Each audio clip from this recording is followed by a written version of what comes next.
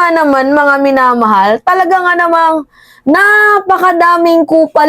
Hindi talaga kupal, napakadaming bobo.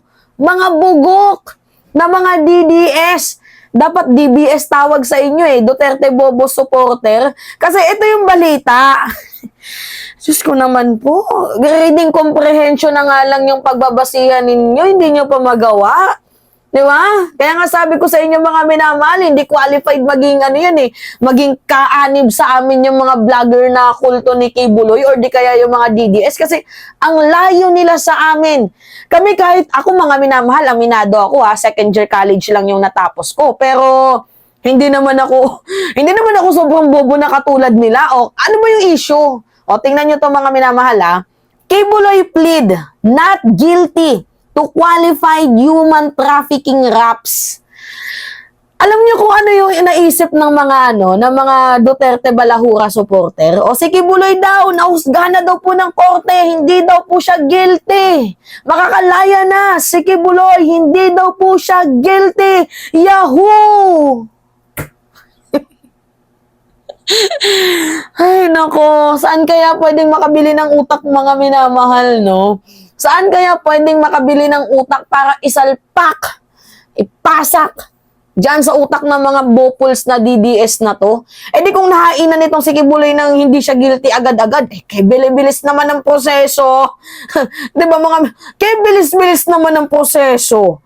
Diba? Hindi ba kayo nagtaka doon kung magkaroon ng nahuhusgahan agad si Kibuloy na not guilty? Oh, ang bilis naman. Doon pa lang magtataka na kayo Pero ito yung punto natin mga minamahal. Nagbabasa kaya yung mga DDS dito, naiintindihan kaya nila yung ibig sabihin ng Kibuloy pleads not guilty to qualified human trafficking raps? Naiintindihan kaya yan nila mga minamahal? Sa madaling sabi ito, may real-time Tagalog. Kibuloy at mga kapwa-akusado naghain din ng not guilty plea sa kasong child at sexual abuse sa QC-RTC. Kasi mga minamahal, it is part of the process.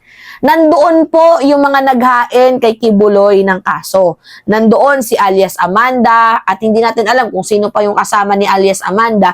Nagigil at gustong masampahan, ma-i-pursue itong kaso dito kay Kibuloy. Kung kaya't itong si Amanda, di ba nagsalita yun doon sa hearing. So, ang ibig sabihin nito mga minamahal, tinanong si Kibuloy. Oh, Kibuloy, sabi ni ni Pulipotasya, sabi ni Amanda, ginalaw mo daw siya. Totoo ba 'yon?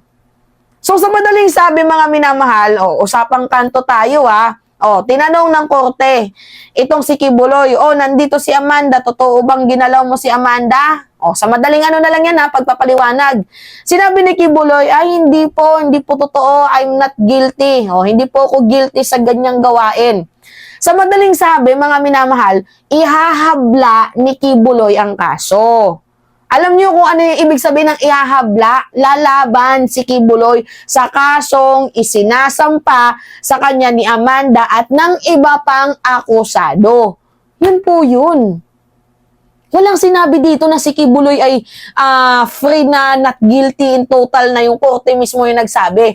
Si Kibuloy ang nagsabi niya na hindi siya guilty. Kaya nga medyo tagilid din kasi yung title ng ng balita mga minamahal Kaya ang dami pa namang, alam niyo yung PISA, 'di ba? Sa reading comprehension pang ilan tayo? Out of 85, pang ilan tayo? 'Di ba? Pang 82? Diba? Ilan na lang, tayo na yung pinaka-bobo sa reading comprehension. Alam nyo naman yung iba dito ay mababa na nga tayo sa reading comprehension. Ganyan pa yung, yung mga title ninyo, hindi pa naintindihan. Diba? Kung kaya't inisip tuloy ng iba na hindi talaga guilty itong si Kibuloy. Naka-quote and quote yung not guilty. So, malamang madaming mga Pinoy ang nabiktima sa maling headline. Dapat ang nilagay doon, si Kibuloy ang naghain na hindi siya guilty. Si Kibuloy ang nagsabi na hindi siya guilty. Ganon dapat yung title. Masyado kasing madaming mga Pilipino din naman mga minamahal ang matatalino. Pero madami din namang mga Pilipino ang hindi ginagamit ang ang common sense. katulad ng mga DDS, hindi yan gumagamit ng common sense. Bobo yan from the very start, from the very beginning. So ngayon, ito yung balita. Paano yun natin? Parinig natin sa inyo yung balita, mga minamahal. Saan na ba yun? Ito. Ay, may ads. Wait lang. May ads. Pinasahan na ng sakdal si Pastor Apollo Kibuloy at apat niyang kapwa-akusado. Pinasahan na ng sakdal si Pastor Apollo Kibuloy at apat niyang kapwa-akusado sa Pasig Regional Trial Court kanina.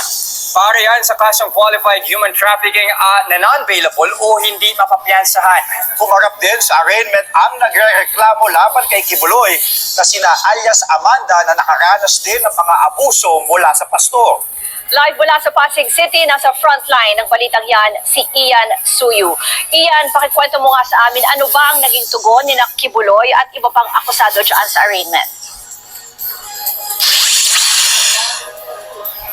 Ruth, not guilty. Yan ang tugon ni Pastor Apollo Kibuloy at ng apat pa niyang kasama. Not guilty. Yan yung tugon ni Kibuloy. Si Kibuloy mismo ang nagsabi niyan ha, hindi korte. Ulitin natin ha. At iba pang akusado dyan sa arraignment. Ruth, not guilty. Yan ang tugon ni Pastor Apollo Kibuloy at ng apat pa niyang kasama na sangkot sa ginagawang arraignment sa Regional Trial Court ng Pasig City. Kaya sa ngayon nga, inaasahan natin na anumang oras mula ngayon, posibleng lumabas na si Pastor Kibuloy kasama ng mga escort ng PNP. At bukod sa kanya, ang mga kapwa-akusado niya na sina Jacqueline Roy, Ingrid Canada, Crescente Canada at Sylvia Semañez ang kasama niya sa loob ng korte.